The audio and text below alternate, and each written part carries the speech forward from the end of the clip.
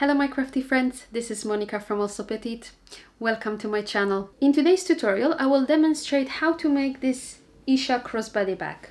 This is a small crossbody bag that is perfect for any confident beginner. It features front flap with magnetic snap closure and two small darts on each side to give this bag a little bit of shaping. The main compartment is fully lined and it features one slip pocket.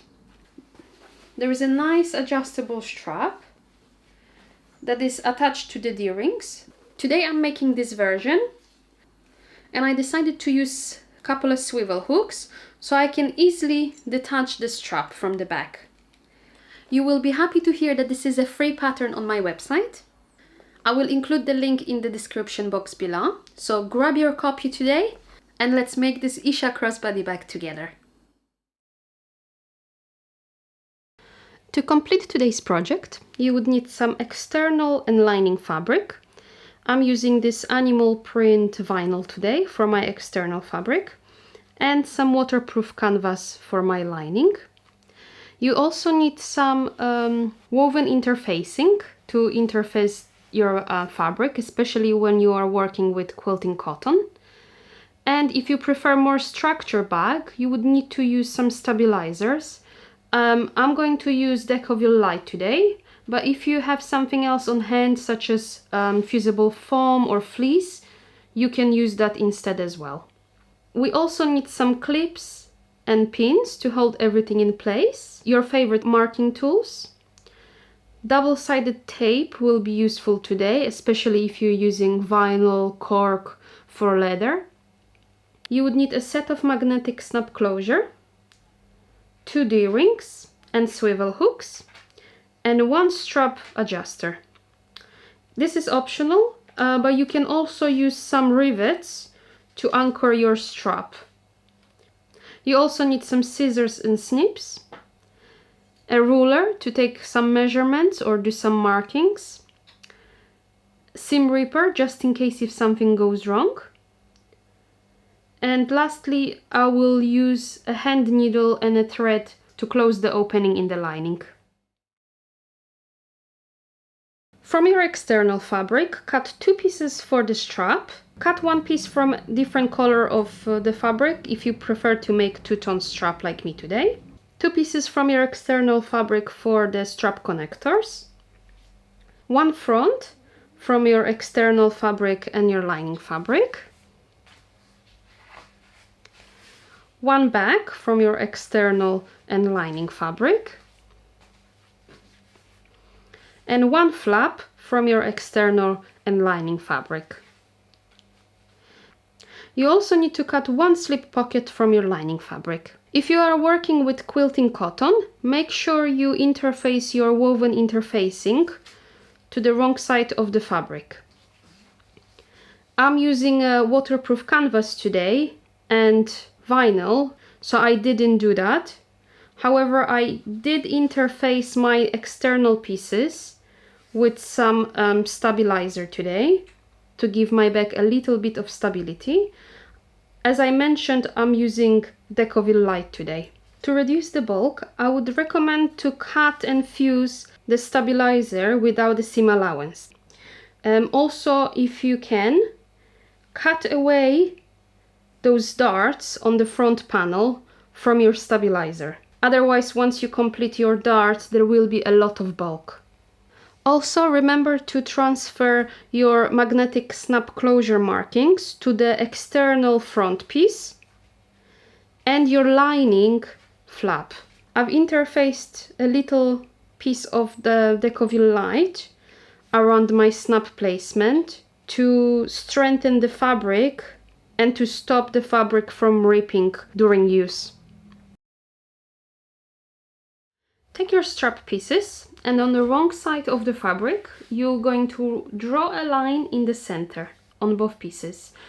If you're working with vinyl, cork or for leather or other fabric that are very hard to press, you can apply double-sided tape on each side of your line.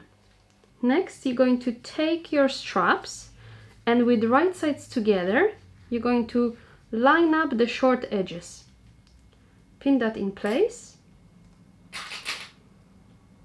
And repeat on the other ends. Just make sure your strap is not twisted.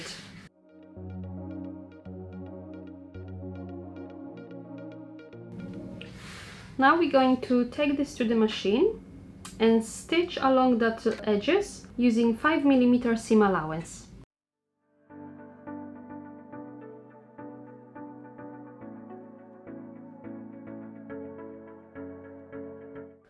Once you've got both of your sides stitched together, you're going to press the seam allowance towards either direction, whichever you prefer.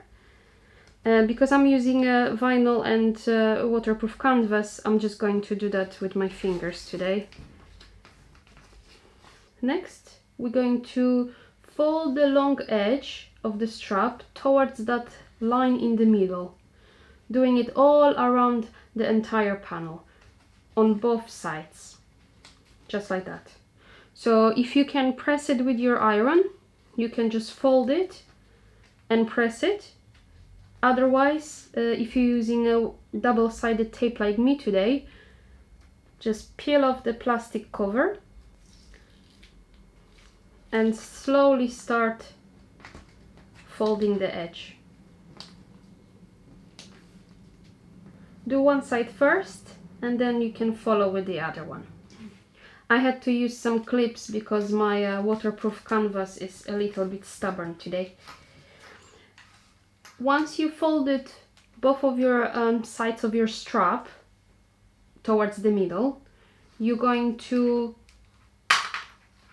take one of the seams and with the wrong sides together, which means where you've got the two folded edges, you're going to fold the strap along that short edge. You're going to line up all of the folded edges so it's nice and neat. If you're using clips like me, you can just transfer the clips so it holds everything together. Alternatively, you can again apply a row of double-sided tape, peel the cover, and then once you line up the top strap on top, you can press it with your fingers, so that way it will hold everything in place as well. Whichever one is easier for you. Once you've got your strap pinned, you're going to take this to the machine and we're going to top stitch around all sides of the strap close to the edge. Just make sure you catch all the fabric layers on both sides of your strap.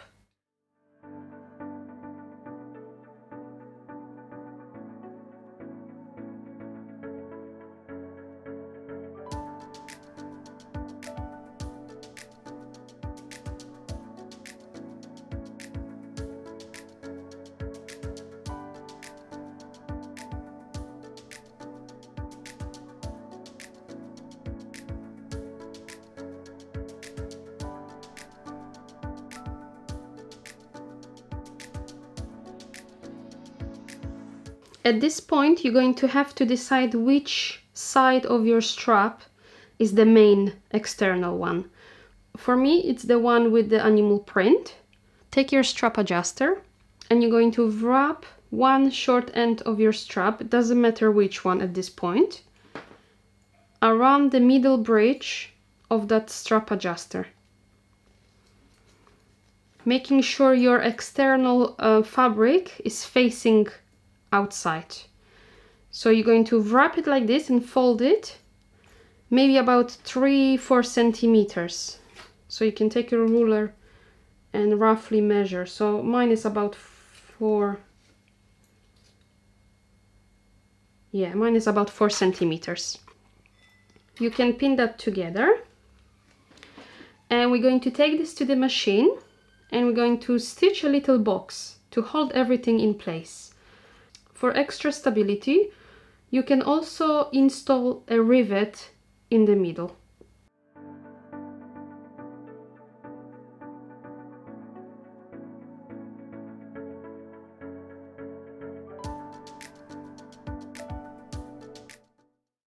After you stitch the box, you're going to take the other short end of the strap and one of your swivel hooks, and we're going to insert the strap into the swivel hook. Make sure your swivel hook is on the same side as your external fabric. Next, you're going to take that short end and we're going to wrap it around the middle bridge of the strap adjuster. However, we're going to do that from the opposite side. First time we've wrapped it towards this side. You can see the short end is here, and this time we're going to take the strap end and we're going to wrap it going opposite direction. Once you've got that around, you can tighten the strap. So you have your swivel hook on one end, the strap goes around the swivel hook into the strap adjuster, and then you've got the other short end loose. So you're going to take your remaining swivel hook and you're going to wrap the other end around that swivel hook.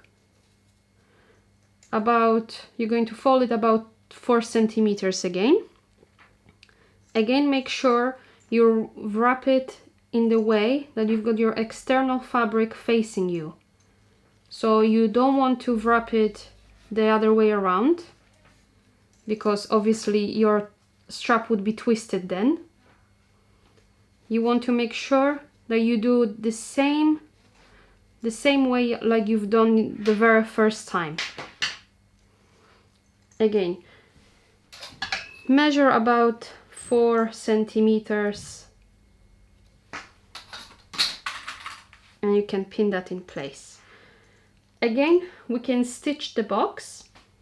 Additionally, you can stitch a little cross inside the box or install a rivet.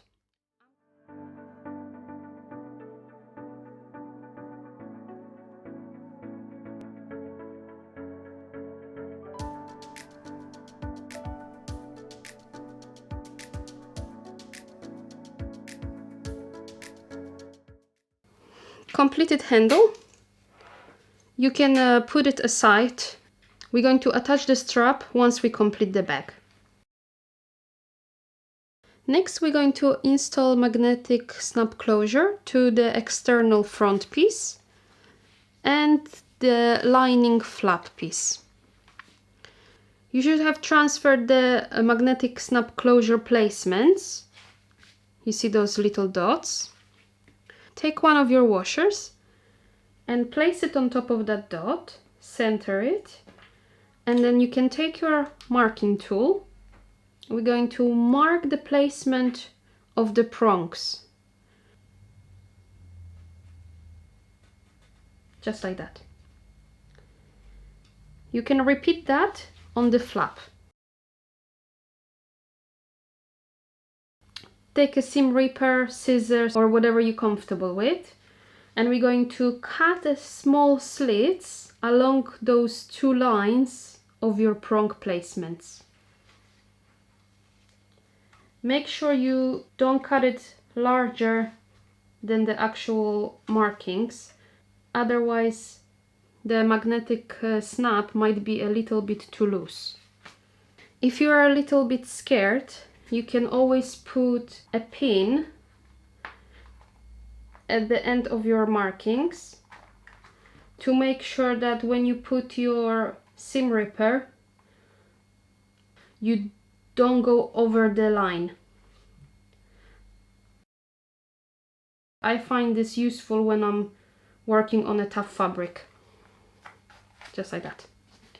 If you are using cotton fabric such as canvas or quilting cotton, you could apply some fray check glue to stop the fabric from fraying later on. I'm not going to do that today because I'm using vinyl and waterproof canvas for my fabrics. Take your female part of the snap, and from the right side of your front piece you can insert the prongs into those slits. just like that. I like to insert a small piece of Decovil light or fleece, anything that I have on hand, between the fabric and the washer to add extra stability. So to do that, I take the washer and draw the markings. Can take my seam ripper and cut it along. You're going to insert that small piece on top, and then you can place your washer. You're going to bend the prongs in opposite direction. I like to do that going outward. Some people prefer to do it inwards. It's up to you, really. If you are worried that the washers and prongs will damage your lining or external fabric, you can always fuse small piece of fusible fleece on top to protect the lining fabric or the external fabric for the flap. I'm going to do that in a minute. But first I'm going to install the male part of the snap closure on the right side of the flap.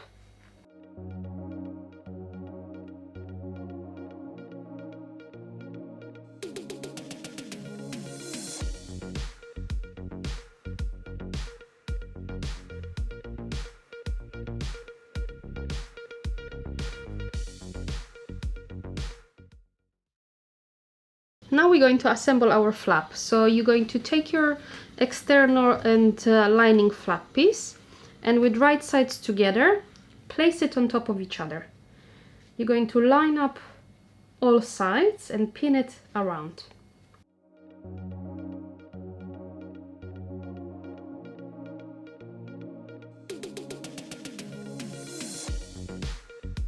We're going to sew the seam around the curve using 1 centimeter seam allowance. The top edge will be unstitched and we're going to use it later to turn the flap right side out.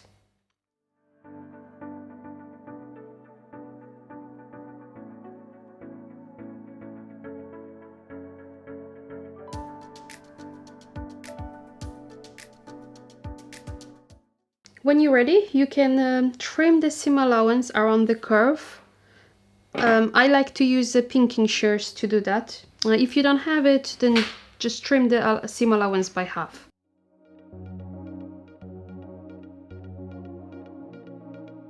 Now we can turn the flap right side out.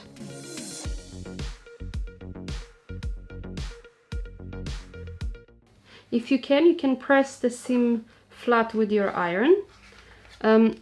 Alternatively, you can line the seam nicely and use clips to hold it flat.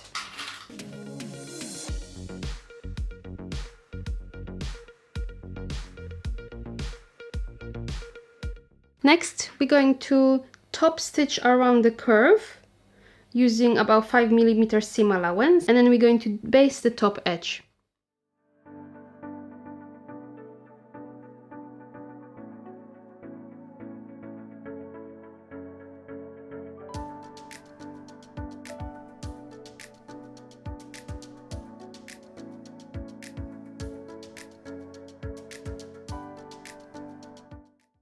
Once you've got that top stitched, you're going to take your flap and fold it in half to find the middle point.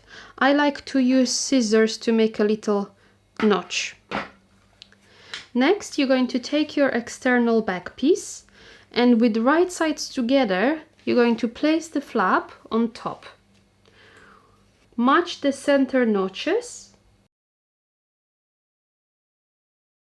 We're going to baste the flap along that straight edge.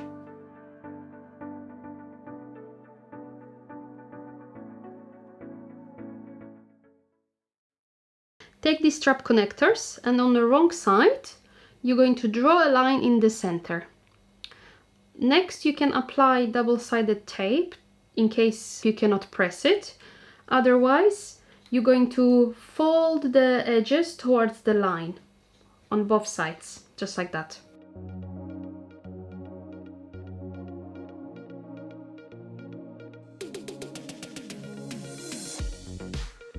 Once you've got that folded, we're going to top stitch along those long edges about 5 millimeters from both sides. You're going to repeat that on both strap connectors.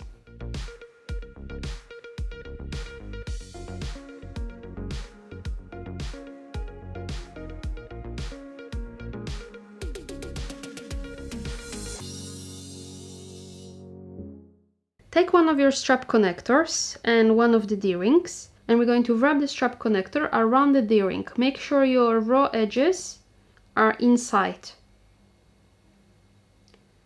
Fold it in half, and you can pin that short end, just like that. If you like, you can take it to the machine and baste along that short edge on both strap connectors. Otherwise, take your external back piece, and we're going to place the connectors along the sides of your back panel piece. You can measure about 2.5 centimeters from the top edge. Now we're going to take this to the machine and we're going to baste along that short edges. I like to go back and forth a couple of times to make sure my strap connectors are anchored nice and strong.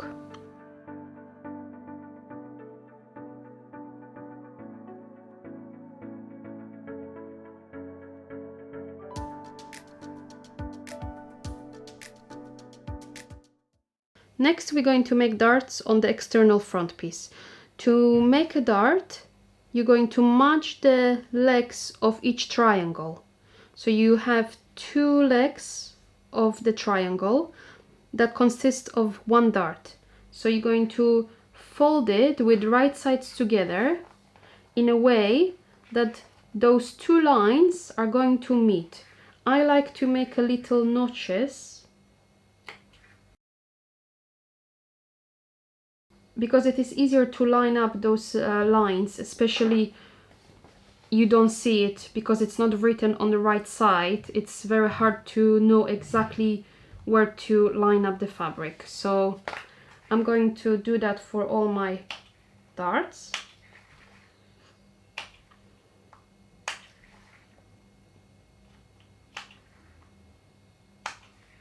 Here you go. So what you're going to do now, you can flip the panel so it's right side up, and we're going to take the first dart and line up those 2 notches. So you kind of need to fold the panel in an awkward way, but it's fine, don't worry, just do it. So you line up those 2 notches, you can pin that. And then we're going to pinch along the top edge of the triangle. So you can pin it above it. We need to take it to the machine now and stitch it along that line. So it's easier if you started from the bottom and you go towards the top end of the triangle. We're going to repeat that on every single one of those darts. So if you like, you can pin all of them now, or pin and stitch individual dart separately.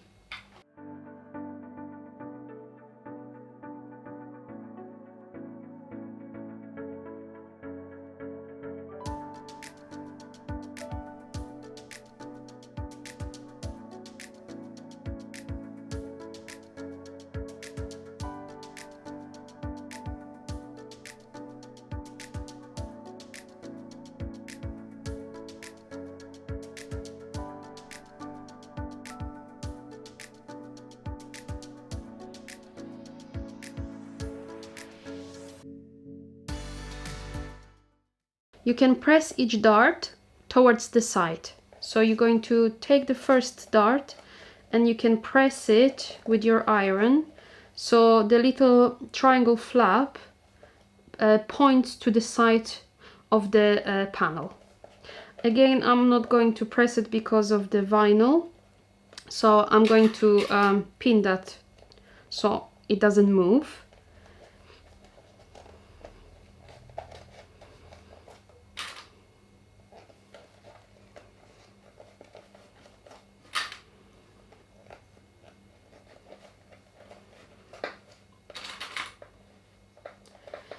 If you are using vinyl, cork or fur leather and it's very hard to press even with your finger, or it's very stubborn because the fabric is quite thick, you can trim the darts to reduce the bulk. I'll show you what I mean. Just make sure you do it only on the fabrics that are non-fraying ones. Otherwise, if you trim it too much, the fabric can fray, and on the top point of your triangle, when you turn it, your fabric can just fray, and you're going to end up with a big hole in here, which is not ideal. I'm going to trim the darts only on my external fabric. So you take your scissors, and when you have your triangle, you can see the stitching line is here. I'm going to trim it to about 5 millimeters. But you do not start from the top. You have your stitching line here, and then I try to cut parallel to that line about 5 millimeters away. So I have about 1.5 centimeter here at the tip of that triangle that I'm not cutting. It's very important. You can easily open that dart and press it like this. This makes the process of sewing a little bit easier, and it lays nice and flat once it's finished.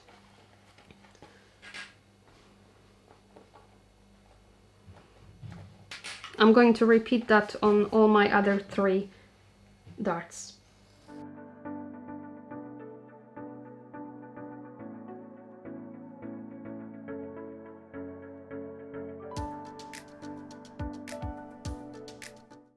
Here you go. If you like, you can go to the machine and base those darts in place.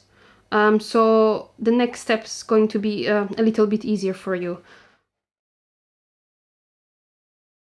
Next, you're going to take your external back piece with the flap, and you're going to place the front on top, making sure you have right sides together, and the flap will be in between the front and the back panels.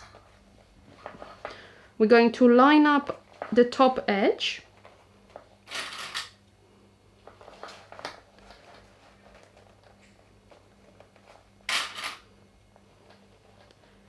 And then you can line up the center notch along the bottom edge of the back and front.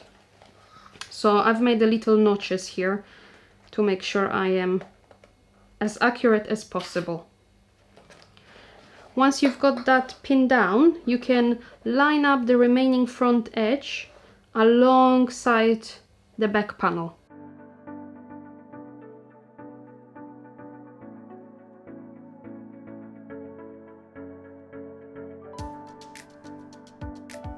If you've stitched your darts correctly, the back and the front panels should line up nice and easily. In instance when you have either too much or too little of the front panel, it means that you have stitched the darts in the wrong place. So if you have too much of the front panel, you can take it to the machine again and stitch it closely, so make a slightly bigger darts. If you have not enough of the front panel, unpick the seam and redo it. However, if you're using vinyl or cork or for leather, it's not really possible. Then what I would advise is to line up starting from the center around, and in that case you would have too much of the back panel showing on top. You can just trim off the back panel. I hope that makes sense. Now we're going to take this to the machine, and we're going to stitch around the sides and the bottom edge using 1 centimeter seam allowance. Again, we're going to leave the top unstitched.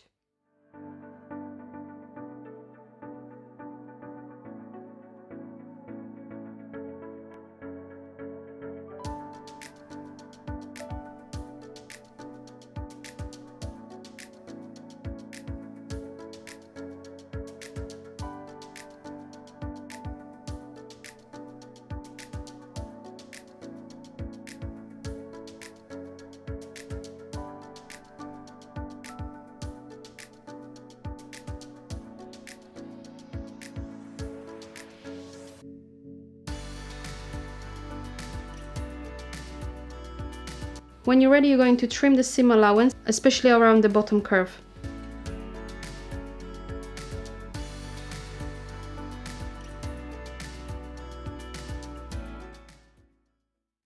Take your lining slip pocket, and with right sides together, we're going to fold it in half. Line up all edges and pin it in place. We're going to stitch along all sides. However, we're going to leave a little opening along that longer edge to make sure we can turn the pocket right side out. So I like to just mark it so I don't forget it.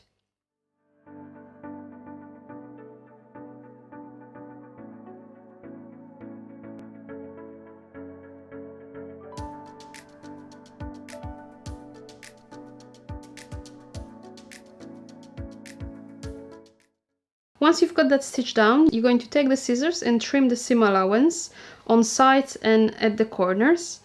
Leave the top edge at full seam allowance because it is easier to line up the seam once we turn the pocket right side out. Turn the pocket right side out. Make your corners nice and neat. Next, you're going to line up the top edge and press it flat. Once you've got that, you can press the entire pocket. Line up that top edge, pin it together, and we're going to take it to the machine and top stitch along that top edge.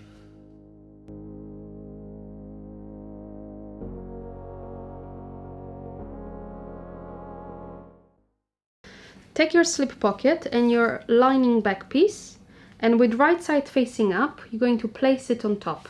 So you've got your right side of your back panel and the right side of your slip pocket, both facing you. We're going to line it up in the center. So I've got my center notches here. I'm going to fold the pocket in half to find the center. And I'm going to line it up roughly in the center of the back panel. If you want to be very precise, you can obviously measure it to make sure you have the same distance on each side.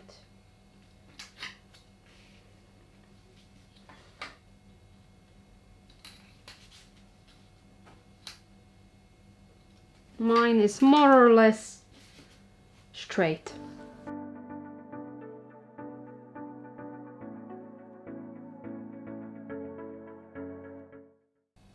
We're going to take this to the machine to stitch along the sides and the bottom edge. If you like to anchor your pocket more securely, you can either install rivets on each corner, or you can stitch a little triangle. It's up to you. I am going to stitch a little triangle today.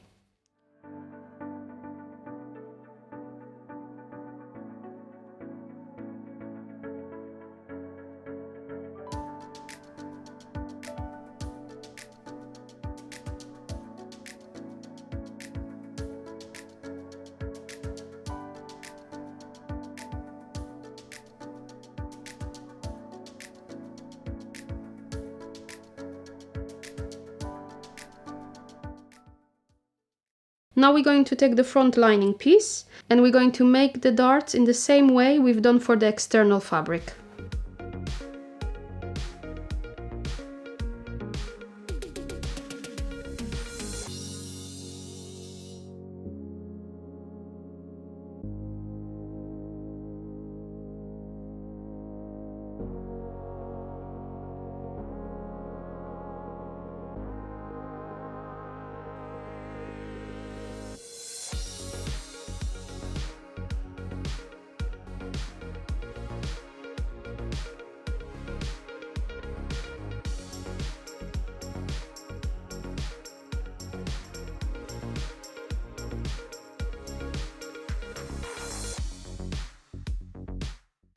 Once you've got your dart stitch down. You can take it again to the pressing station and press your darts towards the sides. What I forgot to mention before is that if you have some sort of tailor's ham at home, you can use it to make this process slightly easier. I like to put it on top, wrap the dart around,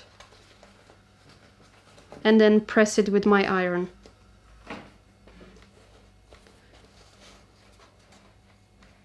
Just like that. And just repeat on all darts, making sure that each dart it faces the side. Next, you're going to take your front and back lining pieces, and with right sides together, you're going to place them on top. Again, you're going to match the top edge, the bottom notch, and then all around the curves.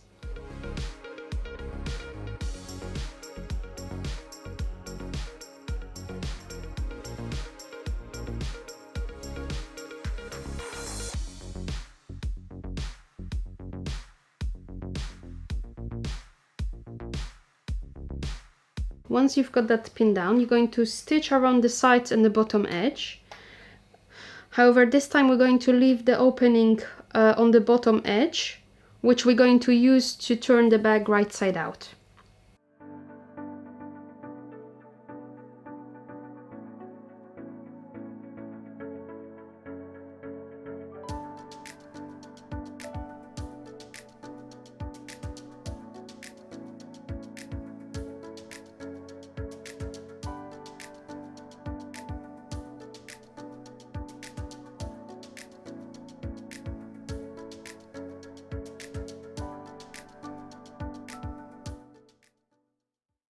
Next, you can trim the seam allowance around the curves, but leave the bottom edge at full seam allowance.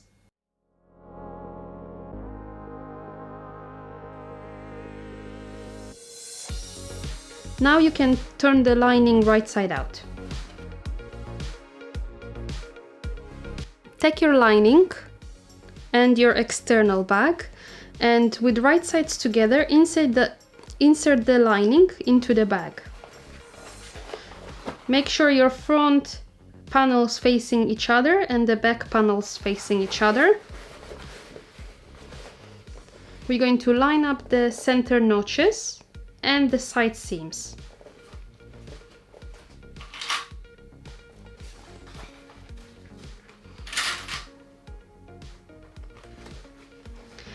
I found it easier if I either open the seam allowance or press them in the opposite directions.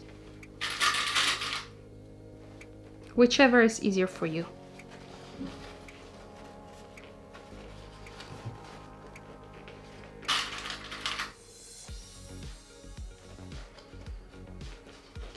And then you can pin the rest.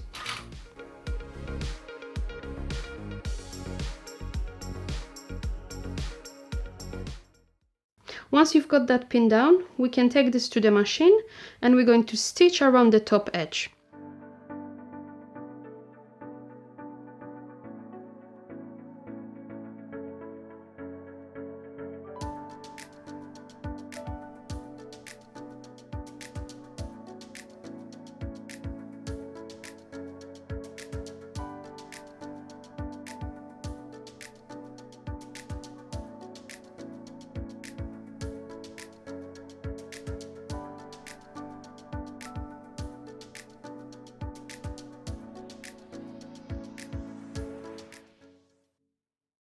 Using the opening in the lining, we're going to turn the bag right side out.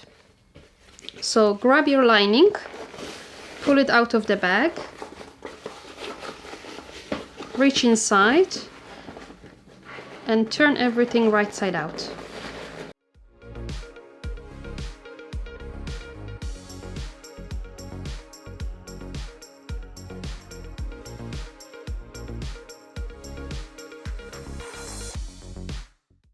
If you like, you can press the top seam with your iron. Otherwise, you're going to put the lining inside the bag.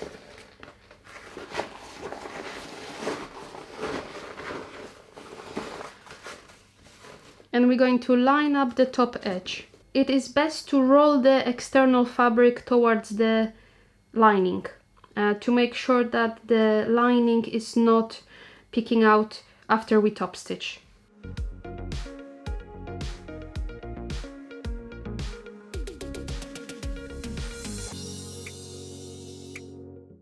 When you're happy with this, you're going to take it to the machine and we're going to top stitch around the top edge on both sides. To make this process easier, you can remove the arm from your sewing machine. Alternatively, you can turn the bag to the wrong side and sew it this way so your external fabric is facing you.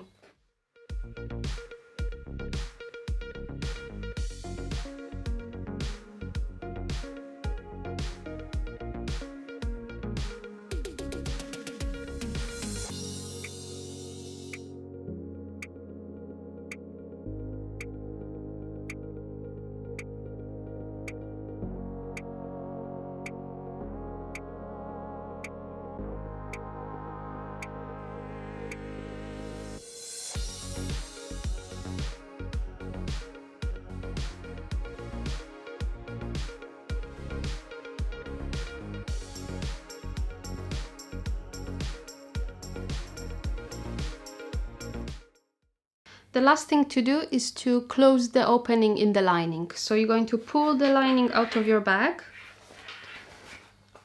line up the bottom edge where the opening is, use pins or clips to hold everything in place.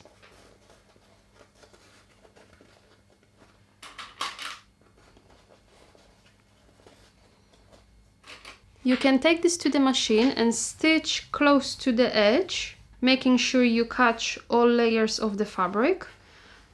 If you prefer more neat finish, like me, you can close the opening using a ladder stitch.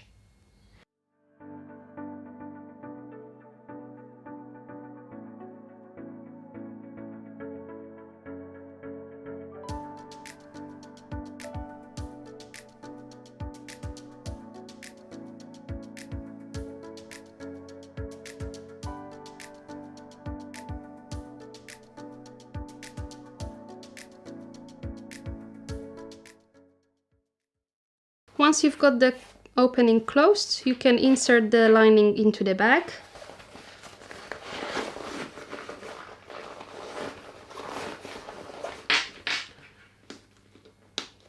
Give your bag final press if you have to, and attach your strap.